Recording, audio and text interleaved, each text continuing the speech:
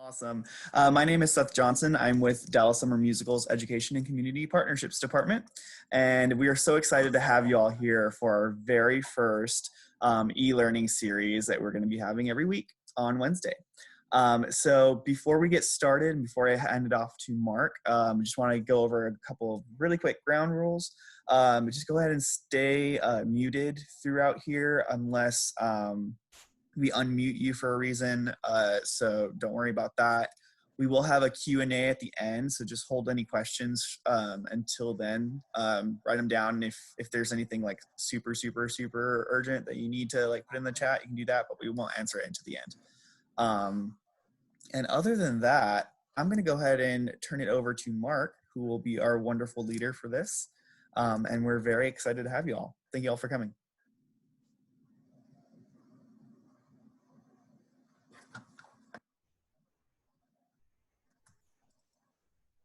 Mark, you're still muted.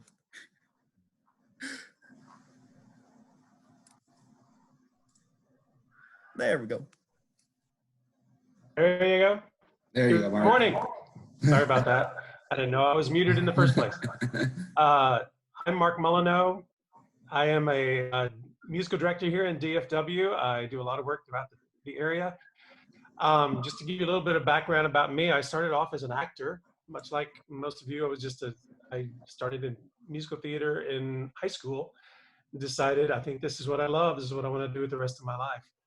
At the time, this was back in the 80s, there was no such thing as musical theater programs. We just had to study music or theater. So I chose music. And I got my degree in music at a tiny little college called Hardin-Simmons University, which had 2 musicals the entire time I was in college.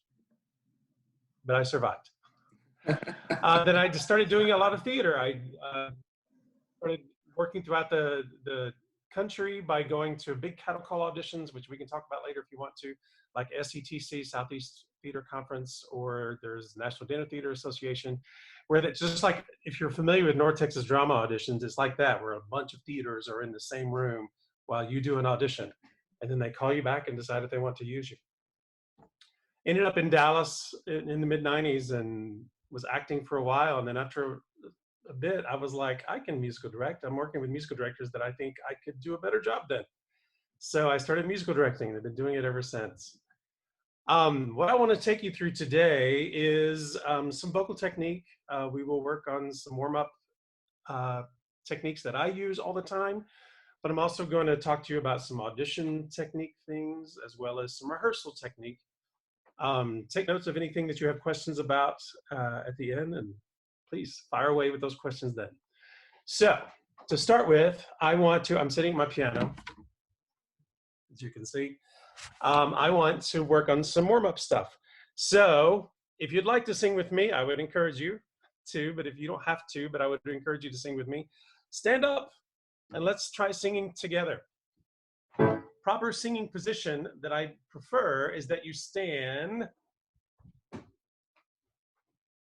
with your feet about shoulder width apart. You can't see my feet, but if you take your hands, put them on your hips, and shoot straight down, your feet should be right there. With your shoulders right above your hips and your head nice and tall. I'm going to start with this exercise. I'm going to teach you 3 exercises today. The way I use them is that the first thing we work on is that very forward focus. I don't know if you've noticed that Broadway has very forward focus all the time. And the reason we use that is it projects so well. And it keeps your voice in better shape that you can do 8 shows a week and not get tired and not be worn out or do vocal damage to yourself. So this exercise, we're going to use nya, N-Y-A-H, nya. Just nya, nya, nya, nya, nya. And nya, nya, nya, nya, nya. Nya, nya. Nya, nya, nya, nya, nya. Nya, nya, nya, nya, nya. Nya, nya, nya, nya, nya. Nya, nya, nya, nya, nya. Nya, nya, nya, nya, nya. Nya, nya, nya, nya, nya. Nya, nya, nya, nya, nya. Nya, nya, nya, nya, nya.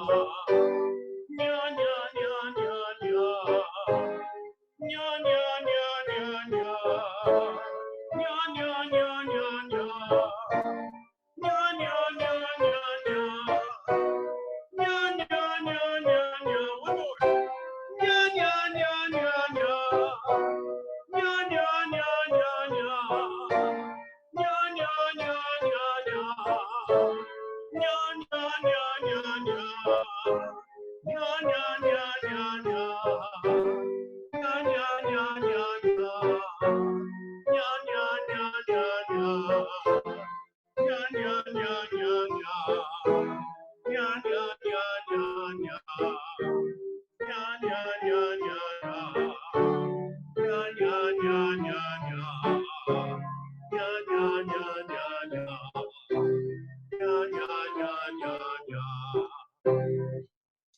as you're doing that yourself, you can take it lower or higher, whatever you're most comfortable with.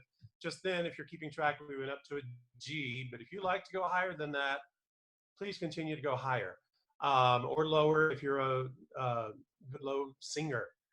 Next, I want to do an exercise that will take us into some sustained notes, because we've got to be able to sustain some notes in musical theater and all singing. It's just Z, let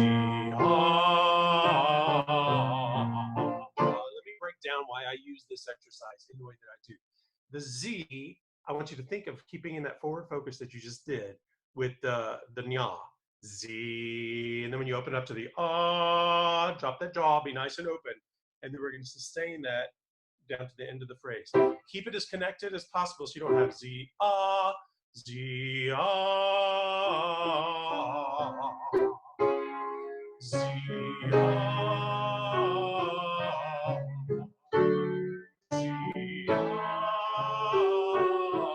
Sing nice and tall. Z. Check your sternum. Z. Now you can use any variation of vowels that you want. You can change it to ZA or ZO, whatever vowels you want to work on, especially if you're having trouble with a vowel in a specific song that you are working on. Next, I want to do a diction exercise. Here's something that singers are notoriously bad about warming up, and is their diction. Actors are, when people are just working on their straight acting, they are always working on their diction. Singers are notorious about not doing so. This is a song, this is Supercalifragilisticexpialidocious, a song from Mary Poppins, I'm sure most of you know. It's a great song for diction because it's simple, it's just fun lyrics, a lot of work on those diction as you're getting it out. Before we do it, just in case there's some people in the room that don't know this song, so repeat after me. Supercalifragilisticexpialidocious. Supercalifragilisticexpialidocious. Yes. I think you'll get the rest of the lyrics just as we do it a few more times. If not, there are plenty of recordings out there of this song. You can look it up if you get lost on it today. Supercalifragilisticexpialidocious, even though the sound of it is something quite atrocious. If you say it loud enough, it'll always sound precocious. Supercalifragilisticexpialidocious. Go over those lyrics. Supercalifragilisticexpialidocious. We already went over that. Even though the sound of it is something quite atrocious. If you say it loud enough, you'll always sound precocious. Supercalifragilisticexpialidocious. Again. Supercalifragilisticexpialidocious, even though the sound of it is something quite atrocious. If you say it loud enough, it'll always sound precocious. Supercalifragilisticexpialidocious. Um-diddle-diddle-diddle-um-diddle-I, um-diddle-diddle-diddle-um-diddle-I. Do you have it? Give me a thumbs up if you do. Awesome. Let's go a little faster then. Supercalifragilisticexpialidocious, even though the sound of it is something quite atrocious. If you say it loud enough, it'll always sound precocious. Supercalifragilisticexpialidocious.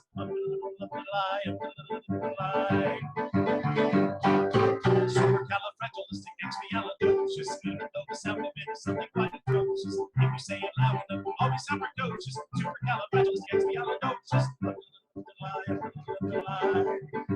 Super round. Supercalifragilisticexpialidocious, even though the sound of it is something quite atrocious. If you say it loud enough, you'll always sound precocious. Supercalifragilisticexpialidocious.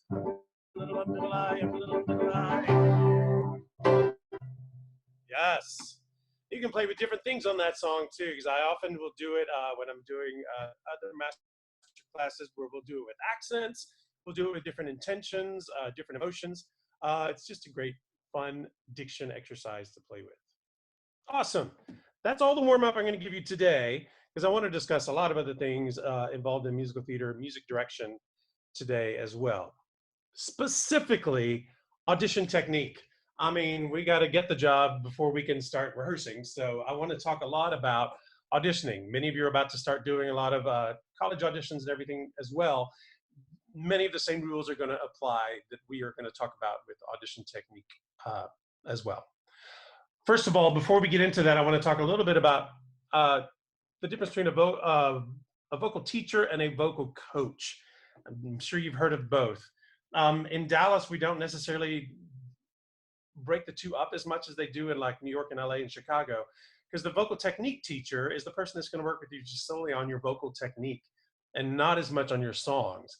Your vocal coach is going to be the person that's going to take the songs that you already know and nuance them and help you with the acting of them and how to present them well. A vocal coach is also going to be really good with repertoire. They're going to help you find new pieces that suit you well. You know what I'm saying. Here in Dallas, most of the teachers you find are going to be a little bit of both, because that's just the way we've grown accustomed to doing it here. But in New York, you're going to find both. You'll have your technique teacher and your coach. Audition technique. Let's first start by beginning with your book. Every actor has to have a solid audition book that they take with them all the time.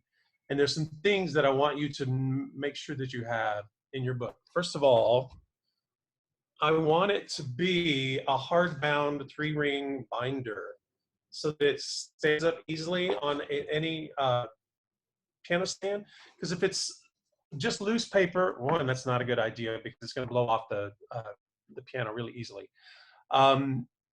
Or even I've seen people bring in a lot the cardboard backing, which is okay, but I think it's better to have more than one piece ready to go. So I think the book is going to serve you better.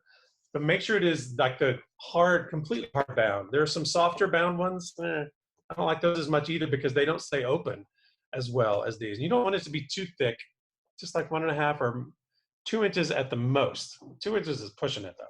I think it needs to be just an average size book. In there, I want you to have your music double-sided, hole punched and double-sided, of course, so that I'm not turning a page and finding blank. You don't want blank because you want to eliminate as many page turns as I have to make. Because this is a bad example because you see that this is only one-sided paper. Two-sided is way, way, way, way better. As much as you can eliminate a page turn for me, the better. And if you only have a 2-page song, make sure that it opens up to where I have one page, the other page. It's not, I don't have to flip it over. Don't make it, that's the one case I don't want you to double side. I want you to have it all open for me. Does that make sense? in your book, now, the more advanced you become, you're going to have a whole lot more pieces in your book. I think the goal is to have at least 10 eventually. If you only have 2 or 1 right now, that's okay, as long as you have something that you can present to us. But if you can have 10, even better. And then I would make sure that they have tabs on them so that they are easy for you to find in an audition. Auditions are run so tightly that we don't have a whole lot of time. So you want to make sure that it's easy to find your music so you don't have to flip through and find it. I even think it's best to have a table of contents at the beginning of your book that even lists by number what song, like if you're doing If I Loved You is song number 1, and I'm Just a Girl Who Can't Say No is song number 2, it says that on the table of contents, that all I have to do is pull tab number 2 and I'm on the song that you want. Of course, within each song, you're going to need to have your cuts clearly marked. Many auditions, you'll notice that they'll ask for 16 to 32 bars of an audition. Just to make clear what a bar means, that is a measure. I'll read music. I can show you real quick here. A bar, can you sort of see my music? A measure is between these bar lines here. That is a measure. There's 1 measure, 2 measures, 3 measures, 4 measures, 5 measures. When we say bar, we mean measures. So you're counting how many measures you have. A 16 bar cut, 16 measure cut is approximately 30 seconds. 32 is approximately a minute. I never, when I'm playing auditions, I never count anyone's measures. You can feel it when somebody is going too long, and then you're like, maybe that's more than we possibly need. I say nobody counts measures. You're going to run into the guy that does. Just be ready. You don't want to go too far. But if you're 18 measures, nobody really cares. But if they've asked for 16 and you're going to 24, then they care a little bit. Unless it's a super fast song, or it's in 2/4, or it's in cut time, then you can double your measures because it's so fast. You still just want to keep it within 30 seconds. Does that make sense, what I'm asking? So 16 bars is usually the amount of a chorus of a song. If they ask for 32, that means they want a verse and a chorus of the song, typically. Of course, there are songs out there by Sondheim or by Jason Robert Brown that may not have verse and chorus. It's just music. So you just have to find your favorite 32. Now, I will say that cut should be 16 to 32 bars of that song that are the sweet spot of the song. If you're going to sing Vanilla Ice Cream, ladies, and you don't sing that high B at the end, I'm mad at you. Because that's the sweet part of the song. When you announce to me you're doing Vanilla Ice Cream, I'm like, oh, she's got a high B. I can't wait to hear it. Make sure you're doing the good, really good part of the song. When you're in the room, let's talk about talking to the pianist. That's me. I am your friend. Don't be afraid of me. I am going to help you so much, and I am going to be performing with you. You want to be clear with me. So the first person you're going to run into when you walk into any audition is the pianist. So when you get to the pianist, you're going to hand them the music in your hardbound binder with the piece that you're going to use. I'd make it the first one, or at least be ready to open it up to that first, where you're going to start. I like for it to be clearly marked, and you can mark that. You can use pencil. I do not use pen because sometimes you end up changing your marking. It's very confusing when somebody has like several cuts within the same song, and they're like, I'm starting here, but ignore this marking. That's for another cut. I think it's easier to use little sticky tabs that you can change your cut at any time, and then it's not confusing to the pianist that is playing for you. Have a very clear beginning and a very clear end. And sometimes if you use a sticky note, you can cover up the measure the next measure. I can't play what I can't see. So I won't go further than what you have the sticky note over, if that makes sense. Before you leave the piano, make sure the pianist is very clear about, don't just say, I'm starting here, I'm going there, and walk away. Make sure the pianist will say, oh, I got it. Then walk away from them. But before you do that, you're going to make sure and give them a solid tempo of your song. What do I mean when I say tempo? I mean, you're going to give me the speed of the song, not just how the song goes. For instance, if you came to me and said, you're going to sing Happy Birthday, and you said, I'm going to be singing Happy Birthday, and it goes, Happy Birthday to me, Happy Birthday to me. I'm like, are you sure you want it that fast? Because you just told me how the song goes when actually you wanted it. Happy birthday to me. Happy birthday to me. Make sure you're singing it at the tempo you want to go. Calm your nerves enough at that moment to make sure you are actually giving me that tempo. That is one of the biggest missteps in an audition, is that they get so nervous that their tempo is not correct at the piano. So when they start singing it, they're like, I'm sorry, that was way too fast, and I didn't mean to give it to you that fast. So make sure that you're ready to give me that tempo. I do not suggest clapping or snapping to the pianists, because it will come across as rude, and you don't want to ever do that. Not many pianists are going to get offended by you doing that, but you just don't want to risk that. I think it's always better to sing it for them. If you'll notice, when I sang Happy Birthday, I was, Happy birthday to me. My head was bouncing a little bit. That's not considered rude, but I was giving you a tempo too. When that is most important is when you have a song that starts with like a long note, that it takes a while to get to where you have a part of the song that has rhythm to it. Then I don't know if you know the song from Beauty and the Beast, A Change in Me. But I never thought I'd leave behind. See, I was bouncing my head to sort of give the tempo at the same time. If you have a song that starts on a really long note, I think the tempo is better given by something that has more rhythm to it rather than the long note. You don't have to give the tempo right where you start. You can give the tempo at any part of the song. Does that make sense? If there is a part of the song that the tempo changes, tell the accompanist, warn them that it's coming, that midway through your cut, the tempo changes, it gets faster, it gets slower. I would also highlight that spot so that they won't miss that. They will know that it's there. Also, if you're going to add any pauses or anything, make sure that they know that that's coming. I think it's a good idea to highlight a key change if there's a key change. You don't have to necessarily tell them, but if it's highlighted, I won't miss it. I'll know that it's there, especially if it's on a page turn. Rude that page turns have key changes on them, but it happens all the time. Make sure that that is clearly, I would warn them that that's coming. You'll have an occasional pianist who's like, I don't need you to tell me that. Those are rare. I would still warn, I appreciate it if somebody warns me that there's a key change on the page turn.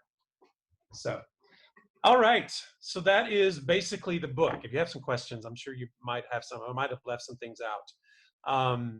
Be sure and ask me later on at the Q&A time. Just some other random things about vocal auditions. Dress is always a matter of, people have different opinions about it. I think as long as you are casually nice, I think that's all that matters, is that do you look good when you walk in the room?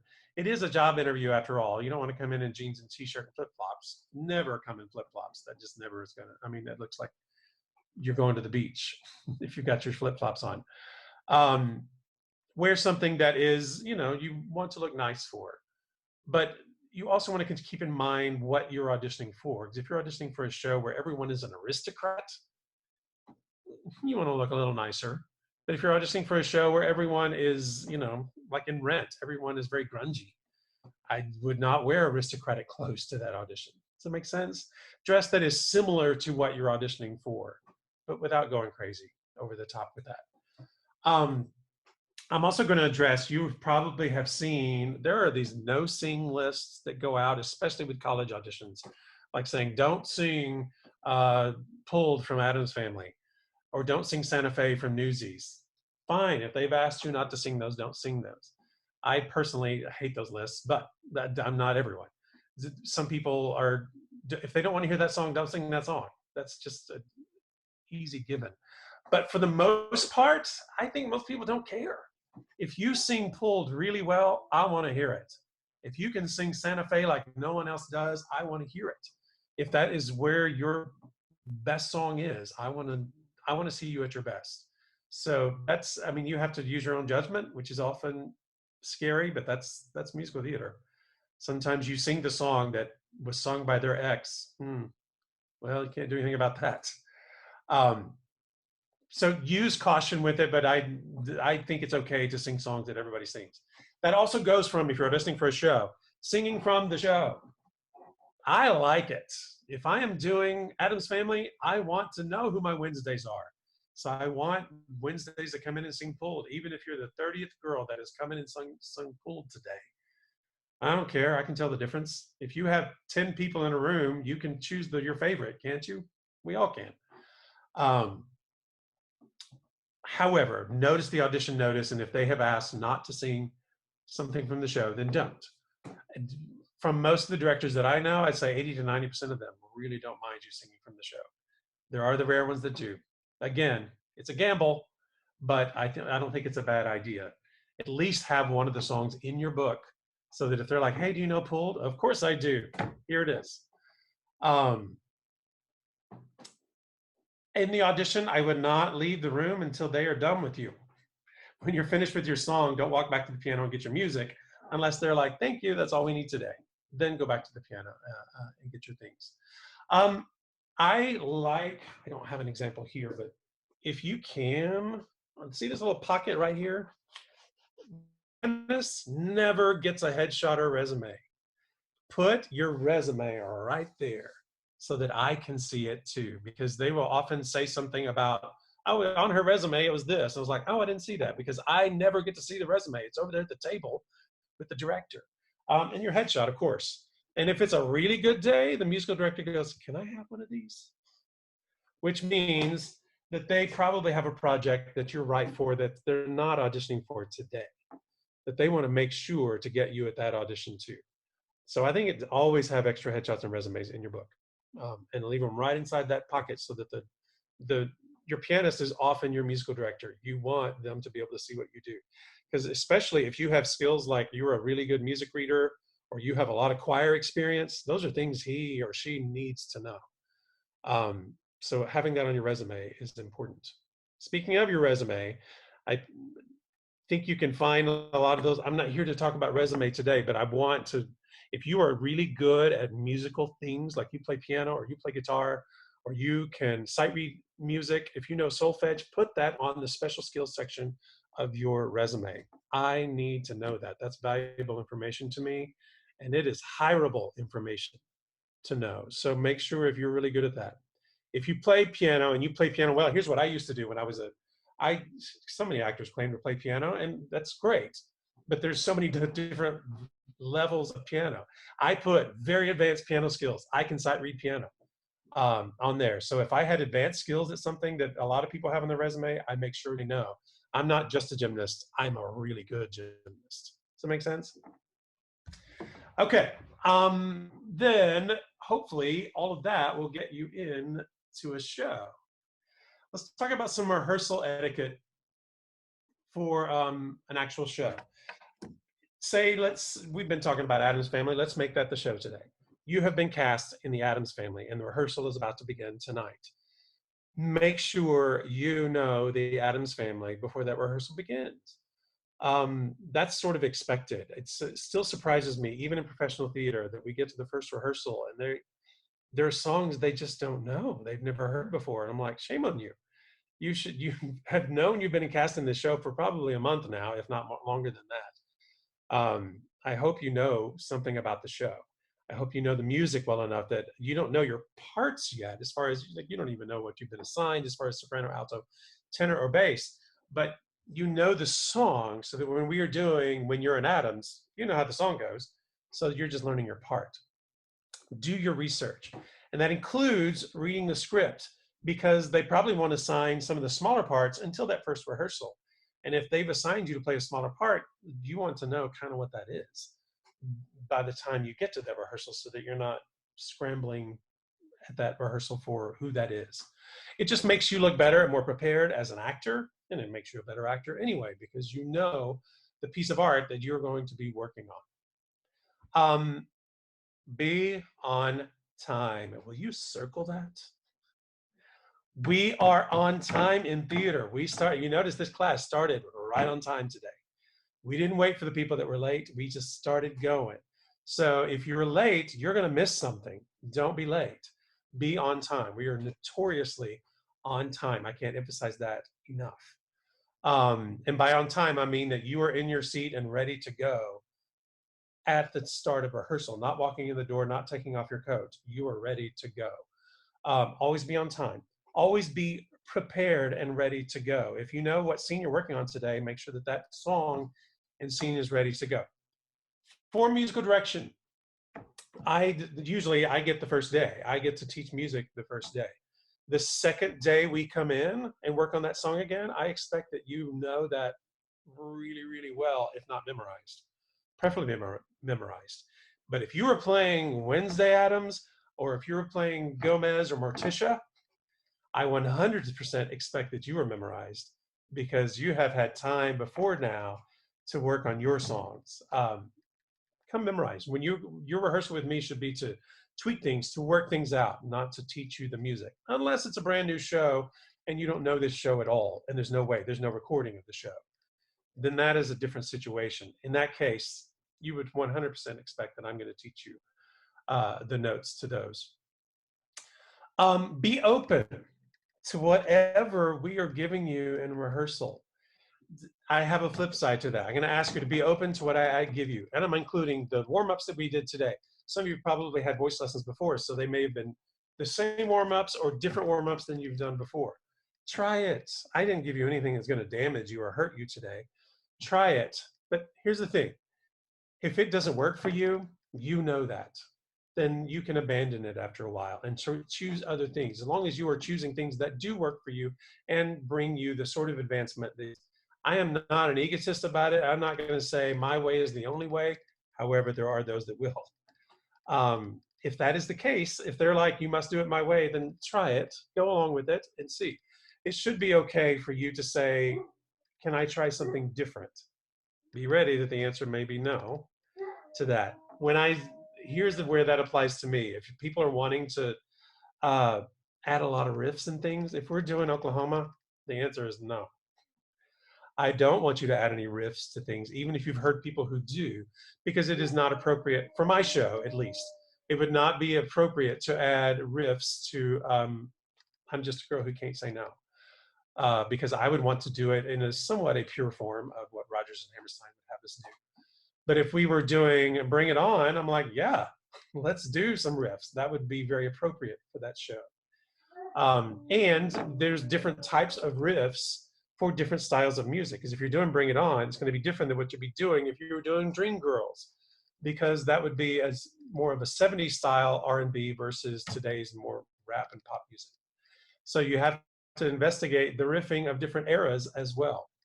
One thing we've not talked about today is the different genres and eras of musical theater. Musical theater is a relatively young art form. I mean, it has only been around for a little over 100 years.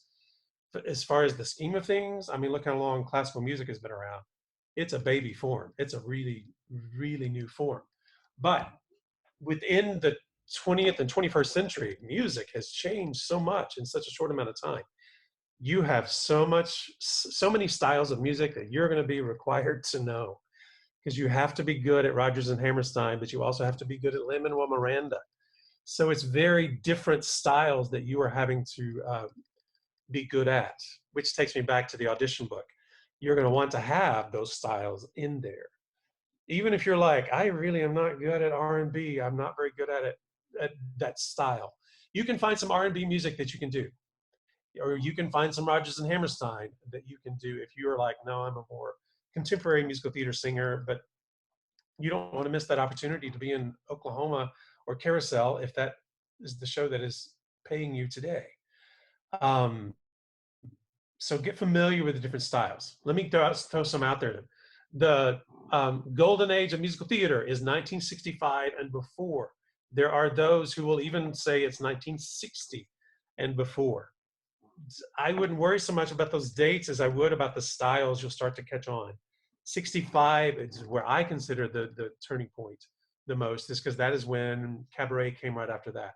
Cabaret is written in the mid-60s. I don't think of it as in the same style as Rodgers and Hammerstein or Lerner and Loewe. It starts to feel more contemporary, even though it's written in the same era.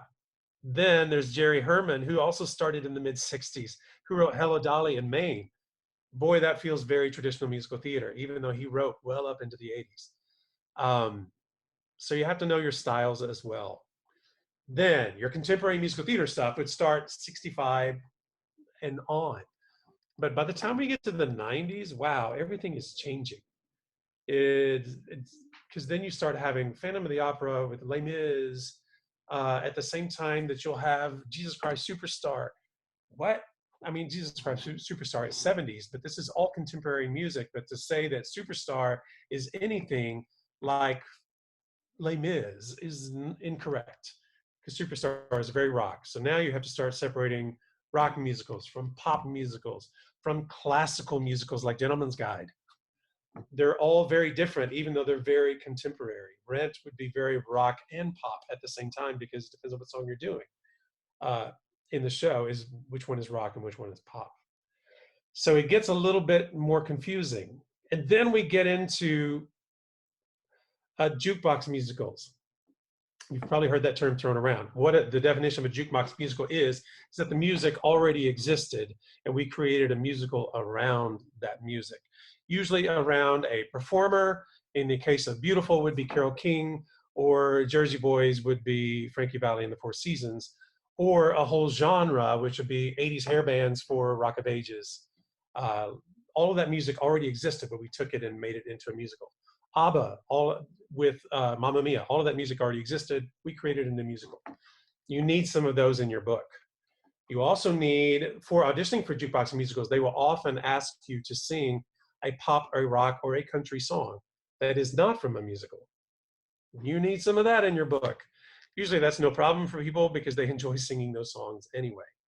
But you notice I gave you several different categories right there. You need a rock song. You need a pop song. You need a country song. You need a rap song. If you're good at rap. I mean, but even so, I would still, there are parts in shows that are supposed to be terrifically bad rappers. If you've done Bat Boy, there's some bad rapping in Bat Boy, and it's hilarious. So even if you consider yourself a bad rapper, bring it, because it's good to have some examples of things like that in your book.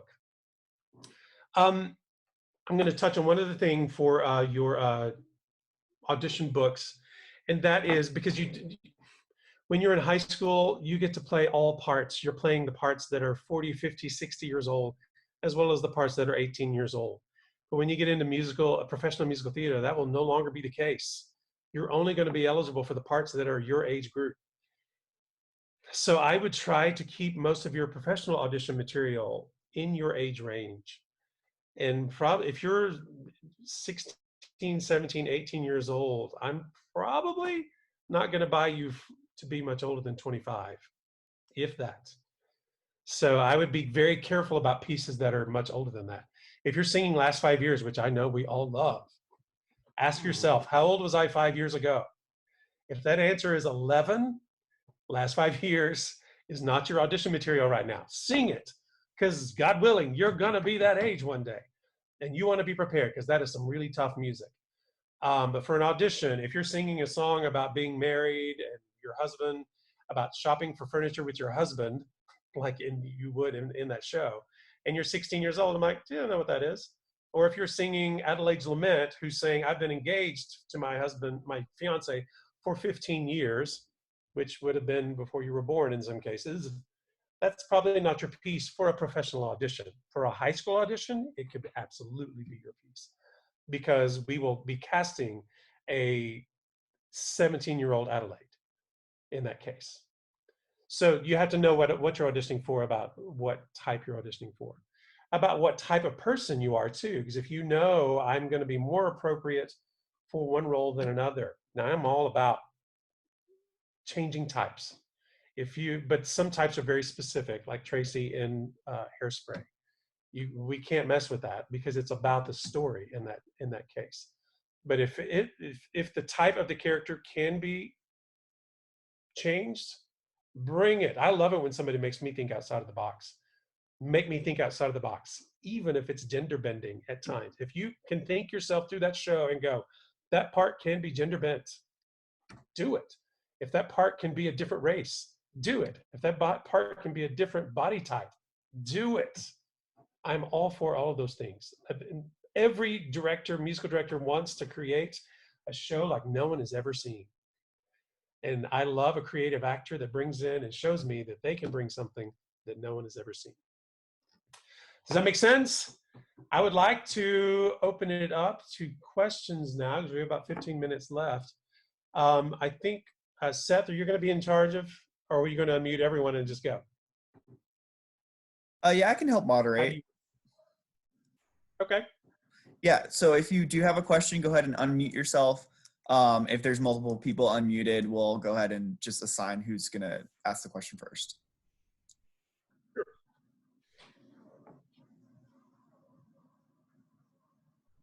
Don't be shy, everyone. Everybody knows everything.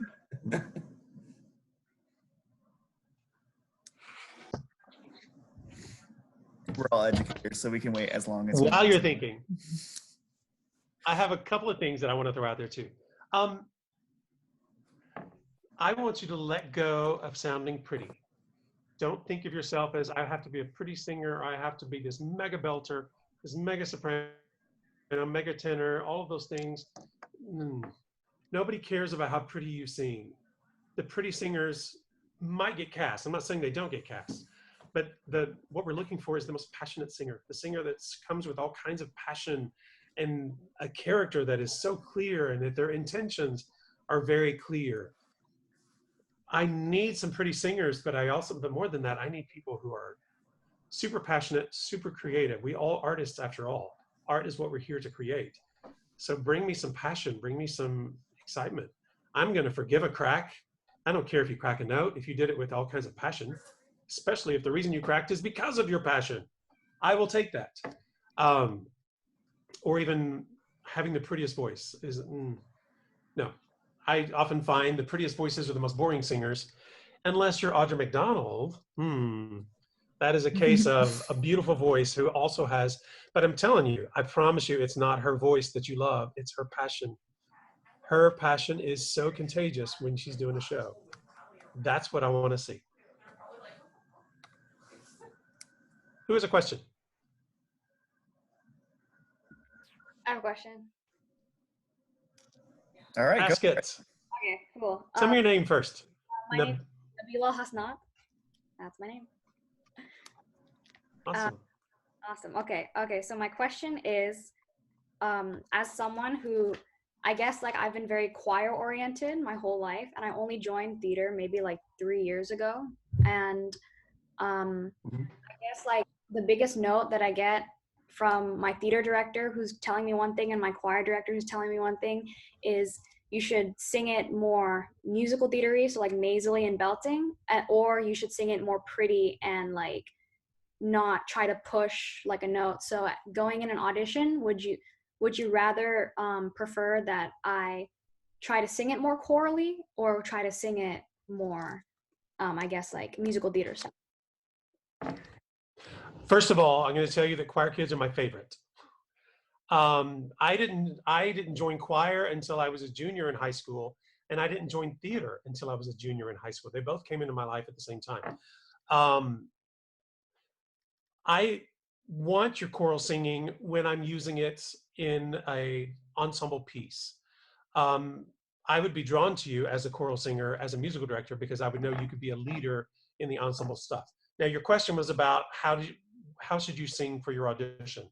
That's going to depend upon what show it is. If you were doing Oklahoma again, and you were auditioning for the role of Laurie, I would want that choral soprano sound. But if you're auditioning for Ado Annie, that sort of nasally belty sound that you just mentioned would be more preferable for that part. So my answer is going to be, it depends on what the part is. I assume that when you've been instructed both ways in your classes or your rehearsals at school, it's when you were asked not to sing chorally, it must have been a part or a situation where they don't want the choral sound. I'm going to ask you to hold on to both, because as a musical director, there's going to be times that I want that choral sound. So you're just going to have to compartmentalize when you want that sound and when you want that other sound. That's what we were talking about earlier with the different styles.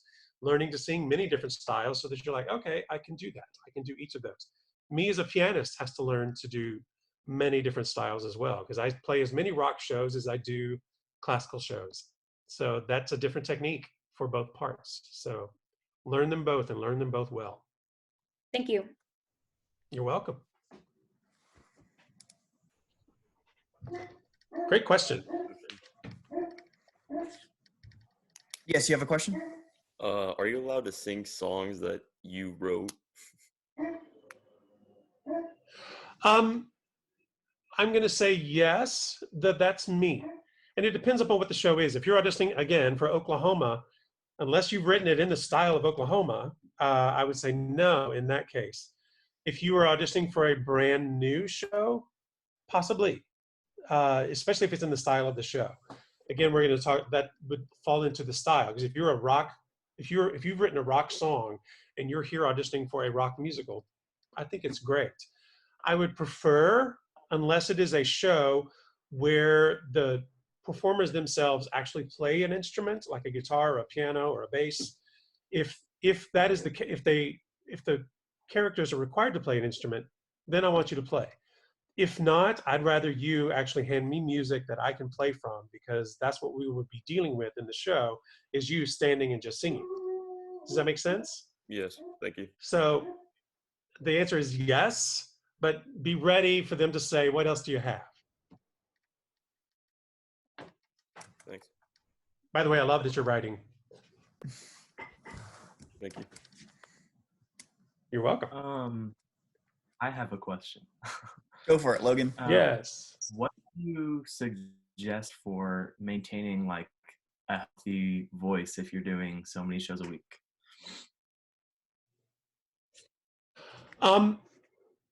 That's a great question, because stamina is everything to us in musical theater, is because there's so much required of us as a singer, especially if you're doing a very vocally demanding show.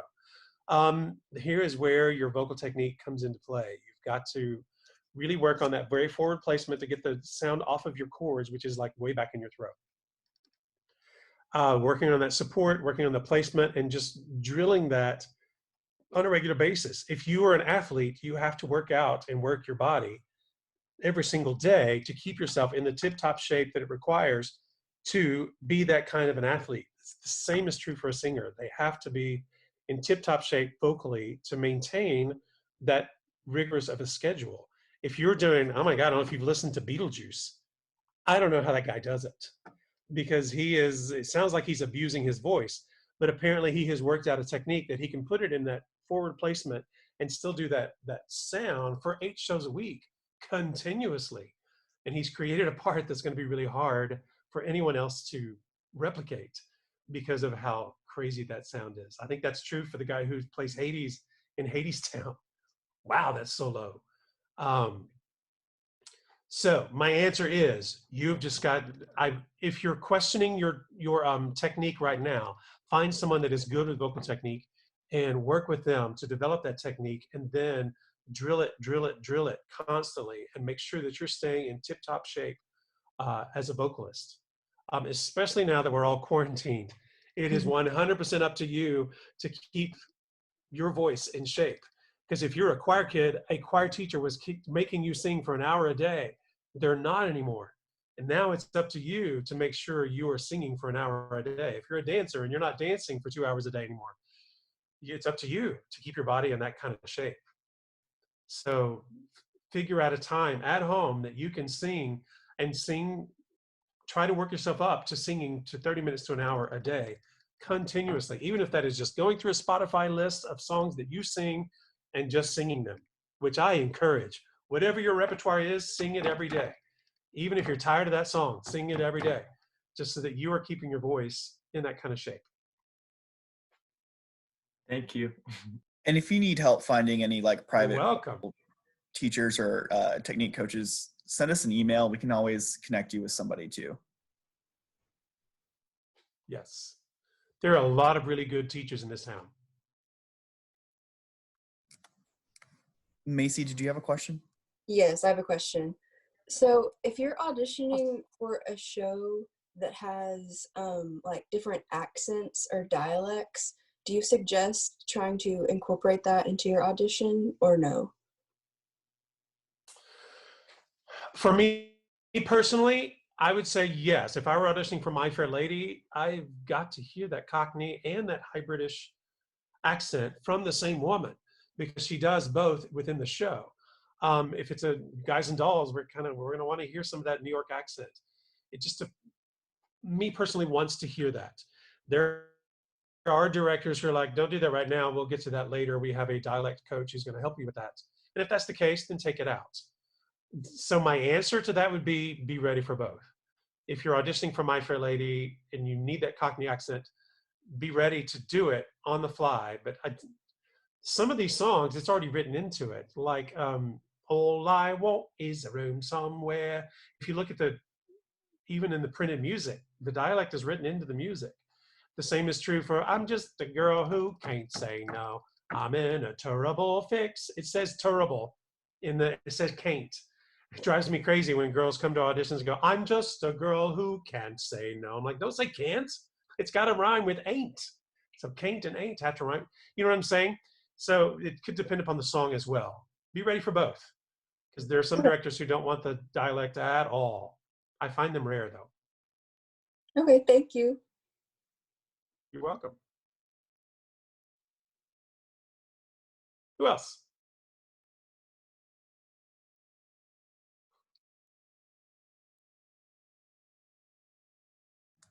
Everyone is ready to go out into the musical theater world and to conquer it. All right. While you all are thinking of questions, we can also open up Violet, you have one? Hi. How do you know if your character is believable? That is a tough question. One, you're going to have to believe your director if it's believable or not. Here's what when I'm working with a student privately and we are working on how to act a scene, I often will describe like a MasterCard symbol. Let me see if I can draw it.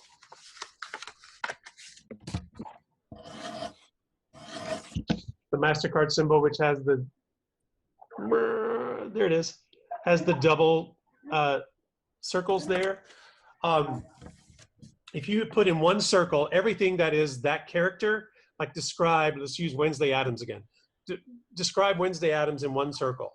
And then the other circle, describe yourself. Things about you that you would put in that circle. And then there is an area where those two circles intersect. There is where your best Wednesday Addams lives, is the parts about you that are like Wednesday Addams. If you're an introvert like Wednesday Addams is, or if you're very irritated by other people all the time, that's something that's like you, that is like Wednesday Addams. Find those things about yourself that are like her and try to bring that to the character. Becoming a believable, real actor is the hardest thing in the world. You just have to trust the people who are working with you to help you get to that place and help you know when it seems real, when it seems contrived. I can guarantee you one thing that never works: sounding just like the recording, because then you sound like Kristen Chenoweth or whatever character that is. She's already made those jokes. We're going to know it right away that you're just making Kristen Chenoweth's jokes. So find the things that you are good at being funny with, or making that character believable. That's a difficult task. You're asking a huge question. Thank you. Talia, you're next. You're welcome. Good luck with that. So I've always been more acting orientated. I've never really considered myself to be a singer. I used to do choir a long time ago, but I didn't really like my old choir thing, so I didn't do it. And I'm kind of finding it hard to know where to start, I guess, in terms of musical theater, because a lot of things in theater are musical theater orientated. So I'm just kind of stuck. Okay. Can you leave her unmuted? And let me ask you a couple of questions. Tell me a musical that you know. I mean, I ASM'd Beauty and the Beast, so I know that one pretty well. Okay. So I would begin by trying some songs from the shows that you already know. And I would also try to expand your knowledge of musical theater by trying other shows, finding things that seem to fit you. Finding the first few songs is hard, but I think once you get on a roll of it, you'll find it pretty easy. I find all the time in my own personal students that will struggle to find a piece, then all of a sudden one piece will reveal that they actually know about 15 songs. And I'm like, what? You've been acting like you don't know anything, and all of a sudden I find out you know about 15 songs. And they'll be like, oh, I didn't know you meant those. I'm like, yes. Every song that you already know by memory, get a copy of it. Even because you've done Beauty and the Beast, then I would learn to sing Home. I would learn to sing A Change in Me, just because those are songs, or the song Beauty and the Beast, because those songs are in the show that you already know. So they may be inappropriate for you, but you know them. That's a start. And then you start to figure out who you are. Okay, thank you. You're welcome. Thank you all so much. We are going to wrap it up here. If you think of any other questions, send us an email. We'll definitely connect you with Mark, or we'll get the answers and send them to you. Thank you all so much for being a part of this. Don't forget that we have one of these every Wednesday. The next two are going to be directing and stage management focused. So make sure you sign up for those. There's tons to learn in both of those categories. And if you have any questions for anything, don't hesitate to ask. DSM is a resource for you, and we're happy to help. Thank you all so much. Bye.